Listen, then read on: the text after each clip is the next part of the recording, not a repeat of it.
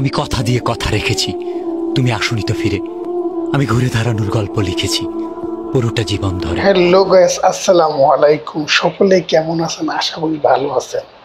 দেখেন, ধর্ষক বিল্লালকে নিয়ে ভিডিও বানাইলেই ভাইরাল, ধর্ষক বিল্লালকে ঘুষ করলেই ভাইরাল। কি ব্যাপার? চতুর্দিকে শুধু ধর্ষক বিল্লাল ট্রেন্ডিং আছে।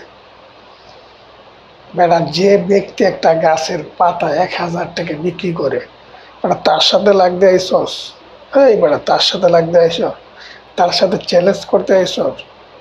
ধর্ষক বিল্লাল ও শেরপুরের ব্র্যান্ড। তোরা দেখা, একটা গাছের পাতা বিক্রি করে দেখা, একটা বই বিক্রি করে দেখা 1000 টাকা পারস কিনা। তোরা মনে করতেছ যে 100 টাকার বই 1000 টাকা কেন বিক্রি করছে, এটা নিয়ে লাগিয়ে গেছ। নানান ধরনের শয়তান ময়তান যত গাঞ্জাখোর নেশাখোর আছে সব পিছে লাগিয়ে গেছ কি? ভিউ কামানির জন্য। যে একটা ইস্যু পাইছি, এখন তো ভিউ কামান যাবে, সেটা তো ট্রেন্ডিং। বিল্লাল যে একটা কথা বলছে, কিছু কিছু কন্টেন্ট ক্রিয়েটারদের বাপ, কথাটা 100% সত্য। কারণ কি জানিস? এই দেখ, মিক্টাররা দেখ, যারা বই কিনছে তাদের ভিউটা দেখ, এই যে স্ক্রল করছে দেখ, প্রত্যেকটা ভিডিও যে বই থেকে পরে পরে যেটা ভিডিও তৈরি করছে, প্রত্যেকটা ভিডিও মিলিয়ন। তোরা একটা বই তৈরি করে একটা কন্টেন্ট ক্রিয়েটার হাতে দিয়া কন্টেন্ট তৈরি করে দেখ মিলিয়ন হয় কিনা।